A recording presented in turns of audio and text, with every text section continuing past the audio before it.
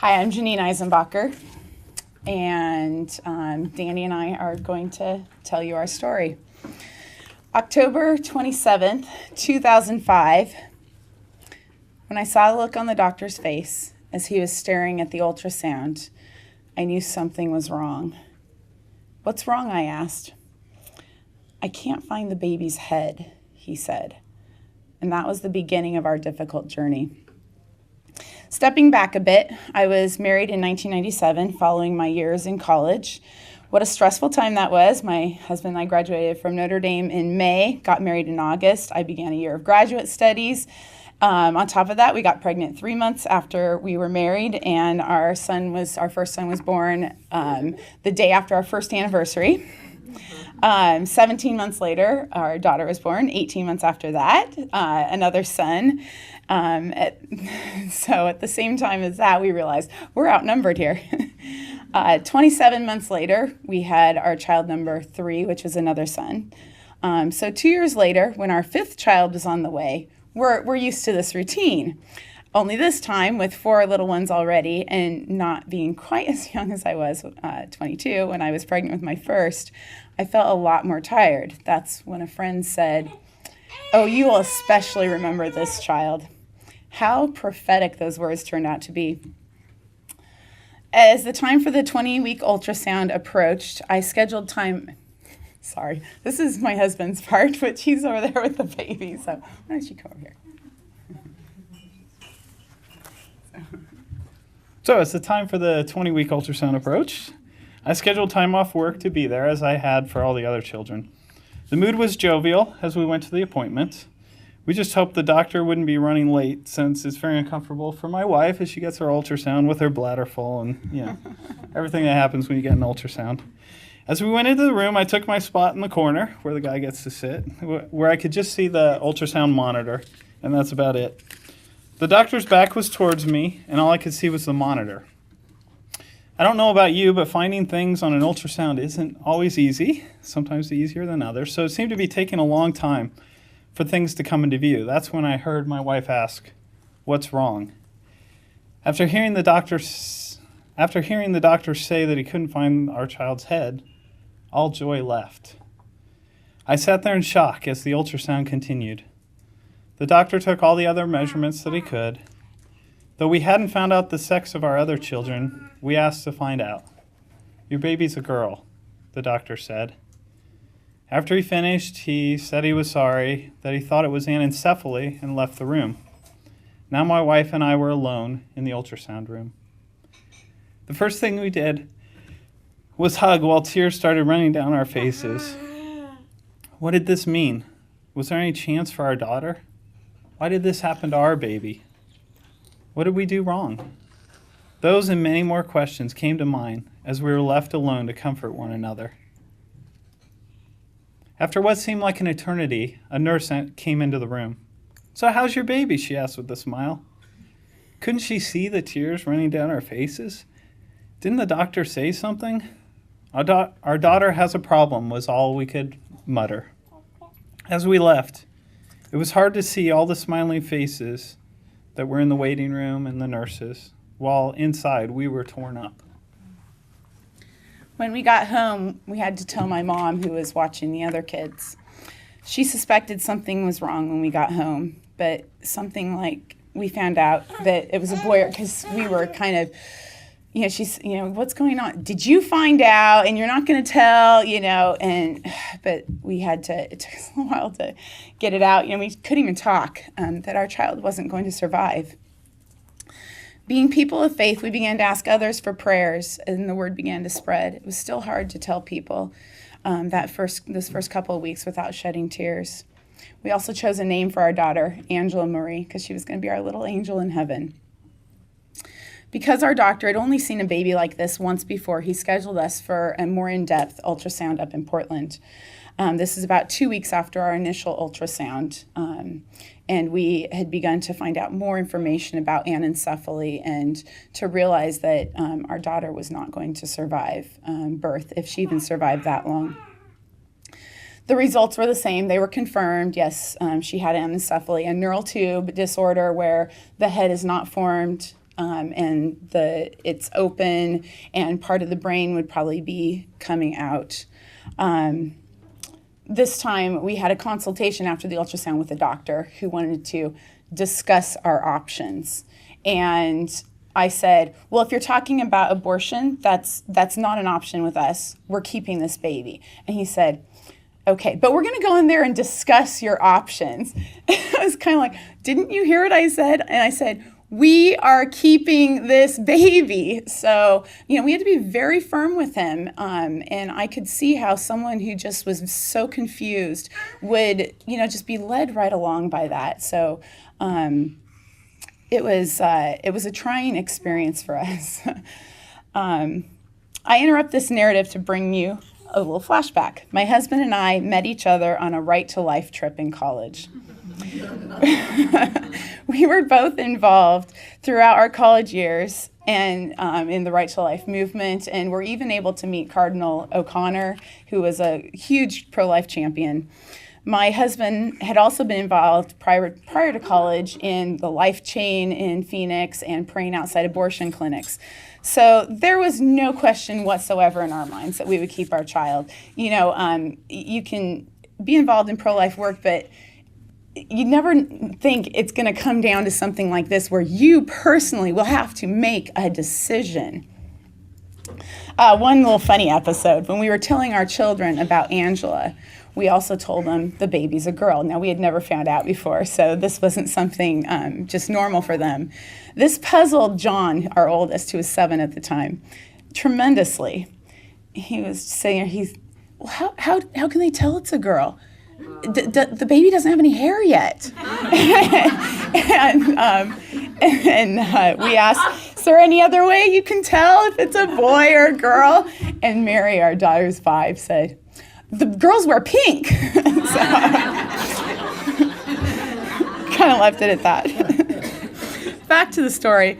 We were strengthened in this journey by all the people who were praying for us, offering their support, lending us a hand. For us, that was the order we needed things. Prayer first, to give us the strength that we didn't have. No one's prepared for a bad diagnosis. It's not easy carrying a child to term knowing that she's not going to live. It's not easy to carry a child anyway, but at the end you have the baby to take home, and we weren't going to have that. So that was really hard, really hard.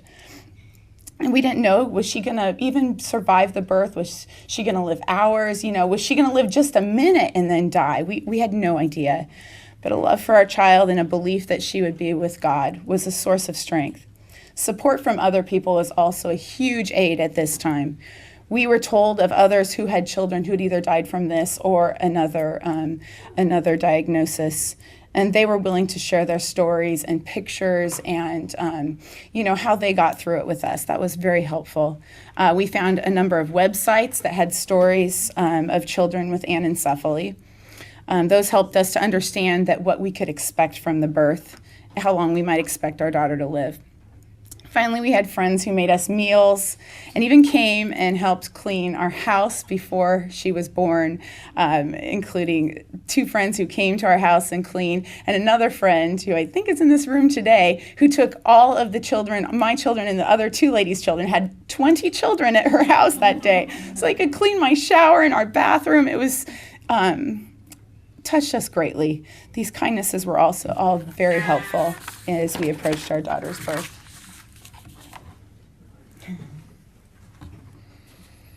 The anticipation of the birth grew as we approached the due date and then passed it. This is a common occurrence for babies with anencephaly. After we were overdue by 2 weeks, we scheduled with the doctor to be induced. We actually chose my birthday since it fell in the same time frame. And this allowed us to schedule the date of our birth so family and friends could come to the hospital and meet our daughter. When the day finally came, what joy there was when she was born alive. Apart from her condition, which, as we talked about, affected the formation of her brain, she was beautiful in every other way. And that first day, we had a constant flow of people come to meet her. I think the nurses at the hospital might have been a little overwhelmed with how many people came to the room. It was great. One of the families that came to visit us was ones were a couple that we knew that actually had a baby with anencephaly. Their baby didn't survive birth, and they were now able to come and hold our baby, and they said it was very helpful for them to experience that. So we were glad we were able to share our daughter in that way. We were able to feed Angela, change her diaper, hold her. We kept a hat on her head, so you couldn't see anything, and she looked normal at that point. In fact, we have a picture over there we didn't bring up, so you can see her.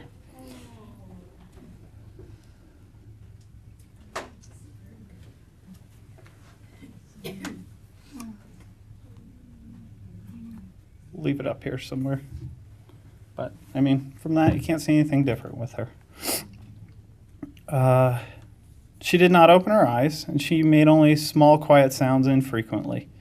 But even with her condition, she showed remarkable strength. In fact, after 2 days in the hospital, we were able to go home and have her at home during the final day of her life. It was so wonderful to have her there in our home with our other children and to be able to show her constant love.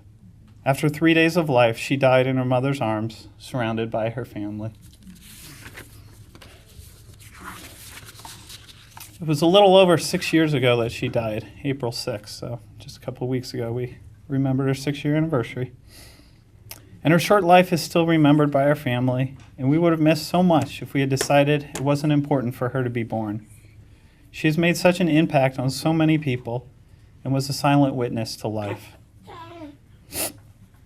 She's still an important part of our lives, and we treasure those very few days we were privileged to have with her. So, another funny story here. 6 weeks after she was born and died, we got a bill, and the insurance said they weren't going to cover the hospital stay. So I thought I had covered all the bases, right, getting her signed up for insurance and everything else. So I was complaining out loud that Angela wasn't covered, so Joey, who was 4 at the time, our third child, says, "Let's go down to the cemetery and see Angela." And we said, "Why, Joey?" He said, "She's not covered, so we can see her again." The dirt wasn't on or something. Anyway, we got a good laugh out of that. So, I guess in conclusion, we encourage people who have received, encourage people who have received an adverse diagnosis for their baby. Encourage them to choose life.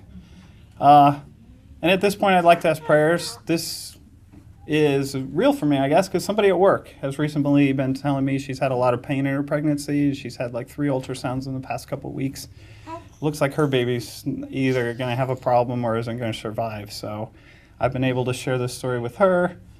You're going to run into other people. Support them in whatever way you can.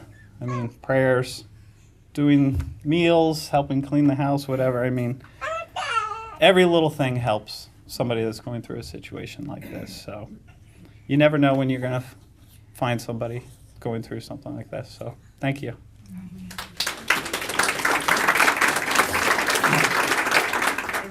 April 6th last year. Yes, April 6th last year, we testified in front of a congressional hearing, the Judiciary Committee down in Salem, about a pro-life bill. And we shared our story with the Congress, and it was on the 5th anniversary of her death. It was, And you were pregnant? and I was pregnant with this one, yes.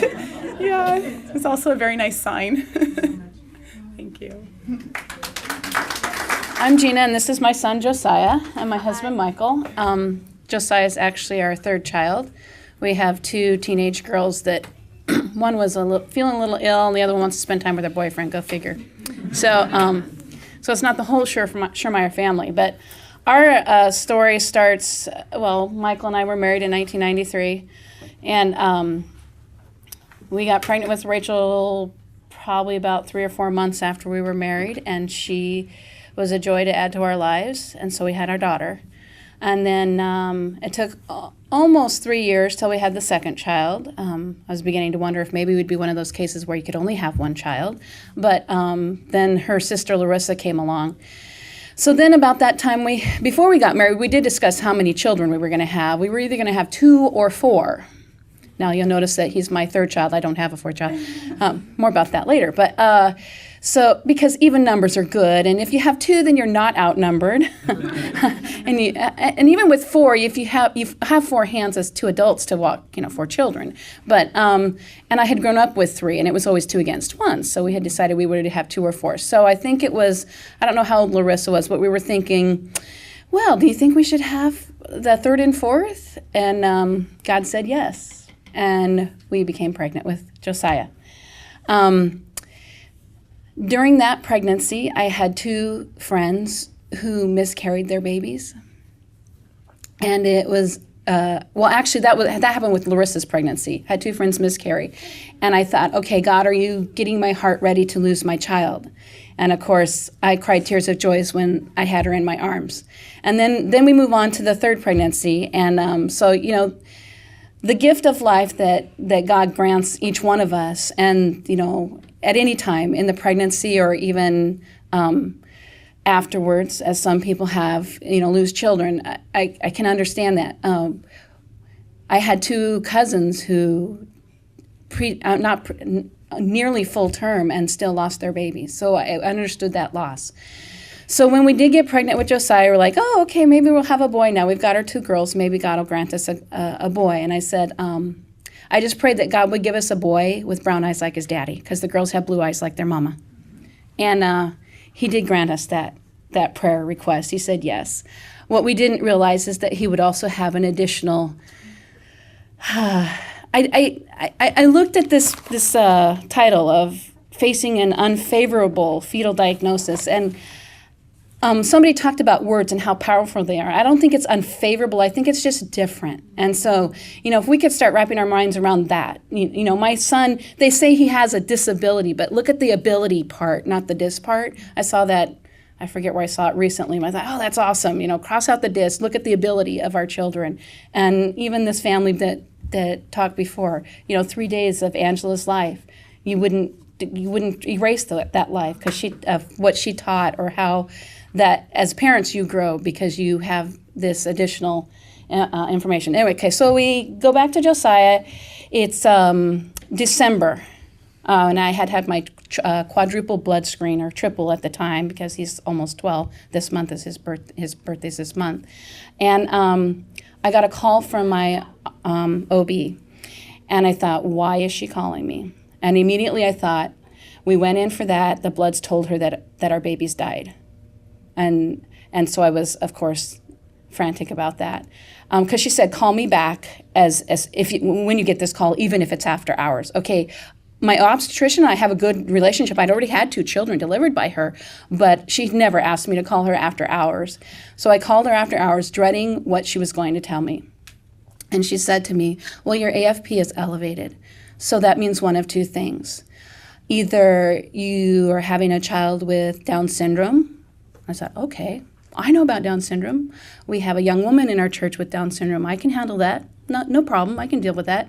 Or you have a child with spina bifida. Okay, what is spina bifida? I had no clue.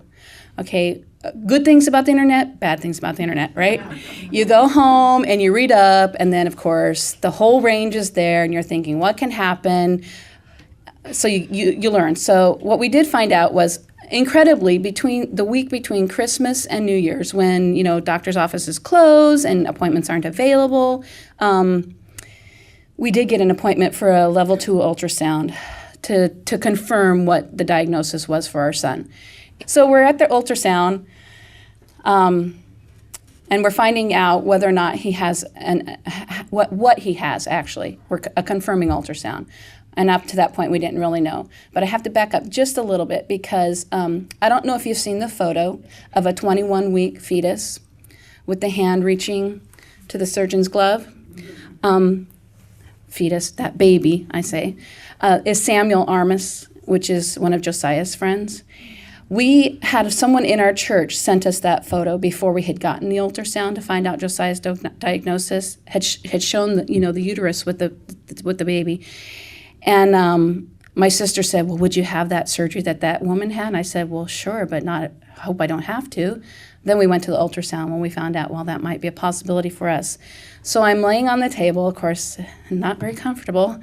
And I'm saying, can I really go to the bathroom? And I said, and we're talking to the technician. What are you looking at now? What are you looking at now? What are you looking at now? That kind of thing. And they were done with that portion, and the technician left the room, and she said, you can go to the bathroom. I was like, oh, yay.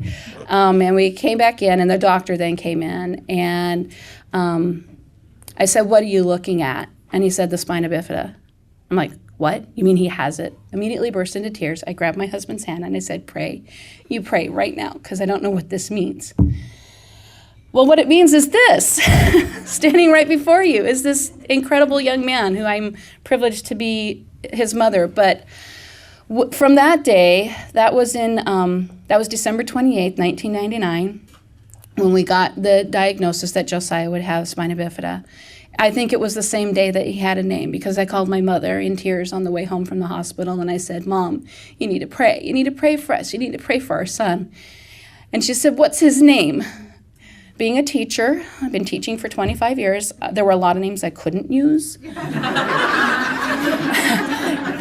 And unfortunately, a lot of J boy names were taken by those squirrely boys, or even the Brandons. I'm sorry if you have a Brandon, but a lot of my Brandons were not the best kids. So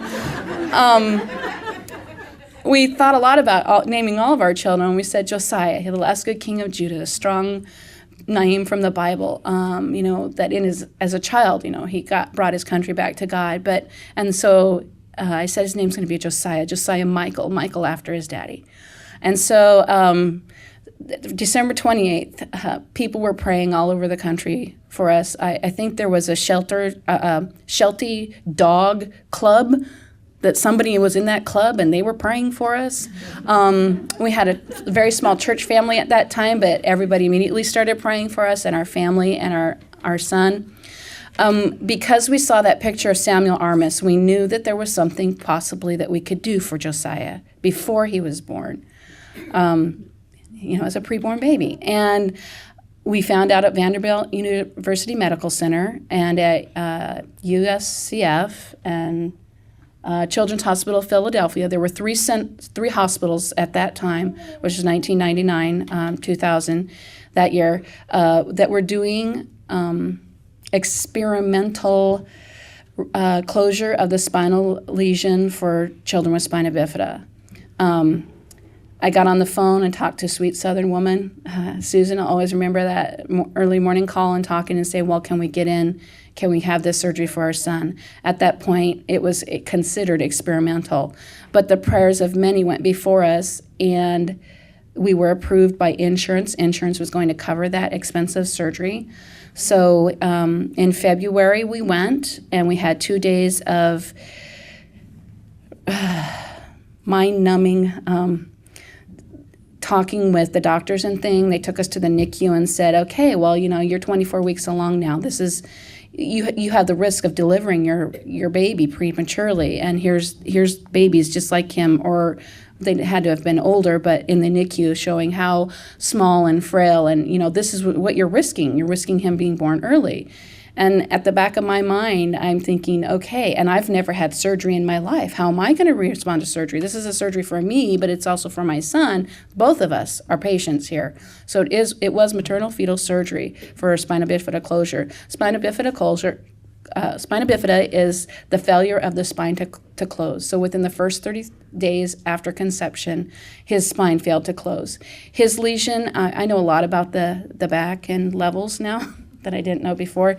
But, you go, basically you start at the top of your head and you go C1 through 7, T1 through 12, L1 through 5, and S1 through 5. Josiah's lesion was at T12, so just at the base of his ribs. So basically everything below his rib cage is affected. So, and what you might find, or what you might not know if you don't know people with children with disabilities, is that the bowel and bladder, those nerves are way down low, and so many people with problems that it's a bowel and bladder. It's all about peeing and pooping when you have a child sometimes. I mean, because then otherwise they're not getting rid of their body waste. They get sick. Okay. What else? Okay. So anyway, we went to Vanderbilt February 10th.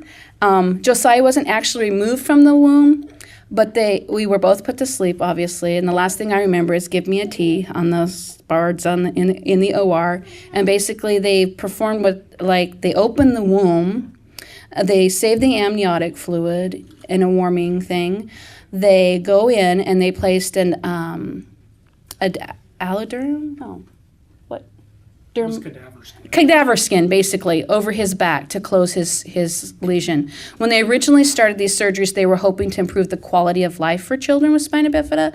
The unexpected result was that the brain malformation called Arnold-Chiari would reverse or increase greatly, or it would get really a lot better.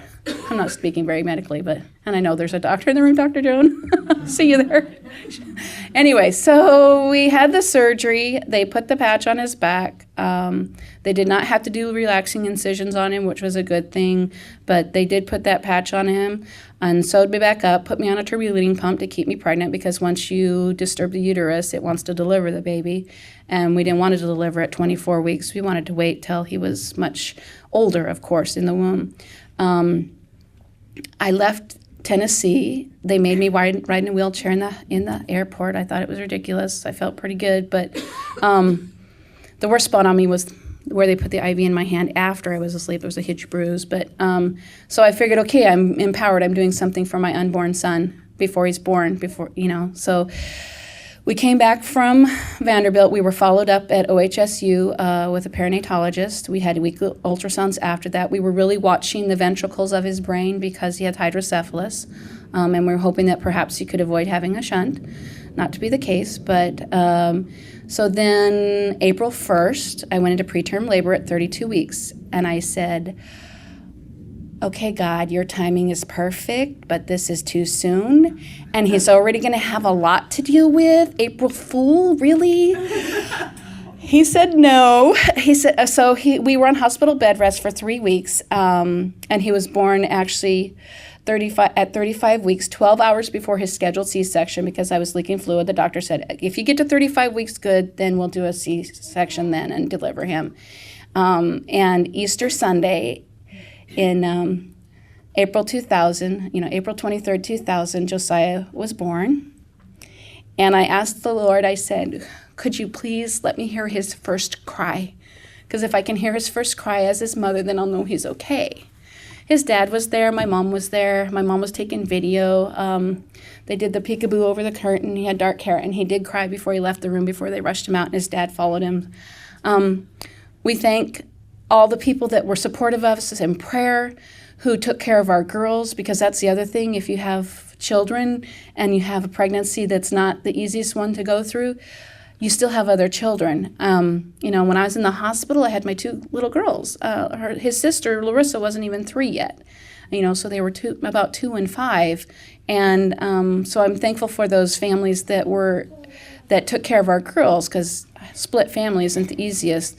Michael's such a hard worker that, his years at work, he had paid off time, basically, to take care of his family, which was also helpful, too. So thankful that he's such a go-to kind of guy to keep his job. But so Josiah was born Easter Sunday. We were in the NICU for about 2 weeks. They did not have to intubate him at all. He was able to breathe. He had blow-by oxygen for a little bit. His spine, his back was not completely healed. He was leaking spinal fluid. So at the time, the neurosurgeon did do a second closure, which we call his like a wedgie, because he had to pull the skin. And his scar goes across his back, but he has his butterfly scar that was his prenatal surgery, and then he has the scar that happened when he was about 48 hours old. I don't think he's heard me tell the whole story like this before. Is there anything you want to tell? The first year was really rough. He had 5 shunts, 2 failures, or 2 infections, 3 failures, but we kind of got through that, and Dornbecker is his hospital, so if you need to know anything about Dornbecker, we'd be happy to tell you where to find things, where to get linens if you need them, that sort of thing. In fact, recently I was up with a friend whose son was in, but do you want to say something? So this is Josiah, and our story is that it has connected us with other families who also went through fetal surgery at that time frame. And then I'm very happy to know that recently, just last spring, I believe it was, they've deemed that fetal surgery for spina bifida repair is very beneficial to the child. And the MOMS study is something, I don't know if you're familiar with that, but the National Institute of Health has done a study. Back then, 12 years ago, we didn't have the research that said, this is good for your son, do this, take this risk for him. But in my mind, as a mother, I said, 20 years down the road, when it becomes standard procedure, I don't want to say I was too afraid to try for you. So it was a mutual decision for my husband and I. I mean, we're very confused back when that whole thing came out. But it's like, okay, finally, write down on a piece of paper if you think we should have this surgery or not to help our son. For Michael, it was a different situation. I'm his wife, and he has 2 little girls at home. He doesn't know how I'm going to respond to surgery And there hasn't been a case that I know of a maternal death because of this surgery. But so it was a different risk that he had to take. So we both wrote, and we both said, yes, if you're willing. Yes, if you're willing. So here he is. You want to say something? Hi. What else do you want to say? My mom is really great. What about your dad? And my dad, too. What about your sisters? My sisters are mean to me. Okay. So. All right. That's all. That is kind of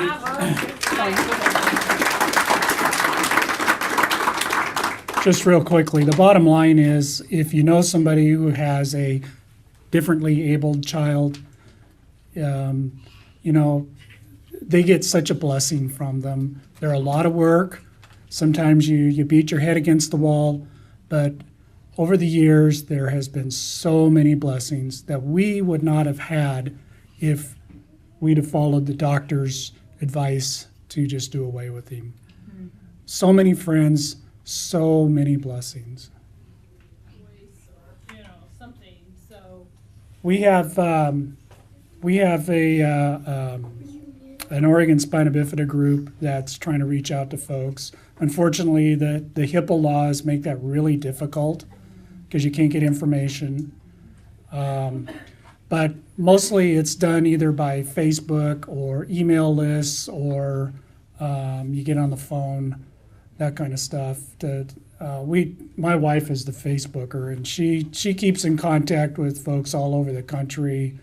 And we actually, our fetal surgery group, we try to get together once a year and have a reunion because we feel that if we can keep the kids together, they've got a support group in each other because they'll know what each of them themselves are going through, and they can lift each other up. Well, thank you all for coming and listening to our stories. I'm sorry my husband couldn't be here today, but he has been an active support in our marriage throughout the years. And we're simply here to be a witness to the fact that every child has the right to be loved and protected in that, regardless of the condition. With the help of friends, family, and the medical community, much can be done for kids to help them thrive. Briefly, my husband and I met at the tender age of 18, and in those days, you don't look into the future thinking of all the hardships that come about. You face the world hoping for the best, always. 6 months after our wedding, I became pregnant, and 5 months into the pregnancy, I went to our first ultrasound to find out whether we were having a boy or a girl. And the ultrasound specialist spent quite a while on the measurements and came to discover that her chest was abnormally small and that this would produce a lot of complications. They weren't able to, at this point, diagnose the specifics, but clearly something was wrong and it was serious. Now, as for my husband and I, abortion was not an option because no matter how scary these circumstances may be, we're dealing with a human being, and every human being has a right to live. So under every circumstance. So we welcomed Christina into the world on December 19, 2000. That was 11 years ago. And immediately she was transferred to the NICU because she was having trouble breathing. Shortly thereafter, Dr. Anadiotis at Emmanuel Hospital, a genetic specialist, conveyed the news to us that Christina was born with an illness called June syndrome, and it's a genetic illness. And this was quite shocking because how is it that my husband and we meet and we have a gene that supposedly produced this illness? And it happens to 1 out of 130,000 children. And it's basically characterized by a small, narrow chest cavity, restricting the lungs from not having enough room to grow and to breathe properly. So it's a very scary illness. It can be highly fatal and has been in the past. And Dr. Anadiotis was very limited in knowledge, so we didn't receive much information. And they really just sent us on their way and wished us well and gave us the name of a doctor named Dr. Campbell, who was located in San Antonio, Texas.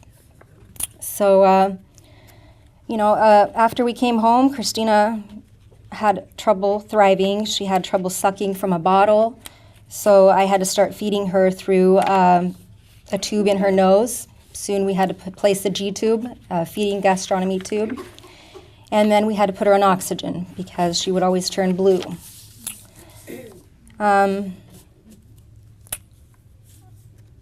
We met with Dr. Campbell at the Seattle Children's Hospital when she was about 1 year old, because he actually that year trained a team of surgeons there to do a surgery called a titanium rib expansion, which he came up with a couple of years before Christina was born. And in this surgery, a titanium rib that's made of material that you would use in a skyscraper, and you attach that to the rib, and you do this by creating a large J-shaped incision in the patient's back, and the rib is cut in 5 different places and is attached with rod, and the bones fuse together eventually. And this really opens up the rib cage and helps it to expand. And they are expanded every 6 months until the child is fully grown, and replaced every 3 years. And due to a large impact on the body, only one side can be done at a time. So in order for Christina to survive, we were told that this was the only option if life was our choice. So we went ahead and shortly after her first birthday, she underwent her first titanium rib implant. And at this time, we received tremendous help from community. And as they stress, the support of friends and family is tremendous in times like this, because it helps you to know that you are not alone and that you're not carrying this alone. So we were very grateful for all the help that was given to us over the years. It is not unusual for kids that are born with this illness to undergo surgery, 20, 25 surgeries in their lifetime. So over the year, these surgeries have helped Christina tremendously because it allowed us to let go of the oxygen, and it started opening up her rib cage, and she started thriving and eating. And but over the years, she also developed scoliosis, So in addition to the small lungs, her spine started curving and putting more pressure on her lungs. And so actually last year, she had to undergo a spinal fusion surgery where they attached a metal rod to her spine with 18 bolts. This was very scary for my husband and I. But as of now, she's doing well. She's doing very well. She's at St. John the Apostle in 5th grade, and a very bright and happy little girl. Now, we were told by doctors that there was a 25% chance that this could repeat itself in future pregnancies. So at this point in time, my husband and I just decided we were not going to think about that because we wanted desperately for Christina to have a sibling, and we truly believed it wasn't going to happen again. But little did we know that Christina was just a warm-up child to Michael. So Michael was born 5 years ago, and his little life began in the NICU as well at Emmanuel Hospital. A feeding tube was placed instantly, and at 2 weeks of age, Michael was trached and placed on a life support machine to breathe for him because he was no longer able to breathe on his own.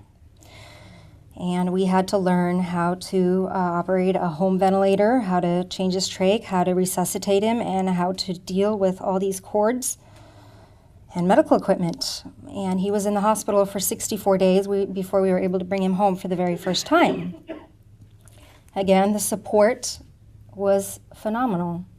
Our church provided a home for us so that we didn't have to worry about anything. And meals, fundraisers, unbelievable support. And I don't know what we would have done without the help that we received. Nurses lived in our house 24 hours a day from that day on. Within 2 weeks of bringing Michael home, I was woken in the middle of the night at 2 o'clock in the morning with my nurse yelling, "Call 911," because Michael's not breathing. So I found myself in the back of an ambulance, Michael fighting for dear life, hospitalized, and this scenario repeated itself about a dozen times in the first 2 years of his life. So we never knew whether he was going to make it to the next day. He was really fragile, and actually doctors would come to our house instead of us going to doctor appointments. And so we became very familiar with Emmanuel PICU. But Michael also underwent the titanium rib implant and after his first birthday, and he has been undergoing these surgeries, and it is because of this surgery that they are both doing well and thriving, because by the third birthday, we were able to take breaks off the ventilator. By the fourth birthday, we were able to get by at nighttime, and November 18th of last year, his trach was successfully and permanently removed, and he is breathing on his own and doing very well. So, and he is also at St. John the Apostle in kindergarten.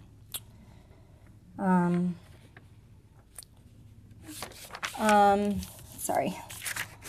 So, after hearing this, one would think that we would have enough drama in our lives to ever even be open to the possibility of children. But no, we've learned some lessons along the way, and one of them is this, and that's that children, whether they're healthy or not, they are not a burden to humanity, but they are a gift from God to parents. And they signify the very image of God, and they deserve every bit of protection and love from the very moment of their conception to natural death. And in my opinion, I believe that God permits children to be born this way, and they have a special purpose in life. Because isn't it true that when we witness someone caring for another person, we witness a glimpse of the nature of God, and whose essence is love? And so children with medical needs, the elderly, the sick, the dying, and the suffering, they cry out to us to help because they challenge us to love. And who are we to say no to this invitation? I've always had a deep longing in my heart to have just one child without tubes attached to them. Because it is a very different experience. And of course, the odds were against us. But my daughter and I began to pray fervently every night for a healthy baby girl. And October 25th of 2010, my prayers were answered. And I gave birth to a beautiful, healthy baby girl named Madeline Grace. And truly, she is a grace to us. And I want to conclude my speech with sharing a story with you, and it's actually a dream that I had a few years back. And in this dream, our family is on a plane, and we are heading to Disneyland. And I suspect I was probably in need of a break and dreaming of going to Disneyland. And in this dream, the pilot announces that the Hayes family is going to get off the plane, that they are not going to go to Disneyland. So I was alarmed by this. How is it that I cannot go to Disneyland? I want to go to Disneyland. So,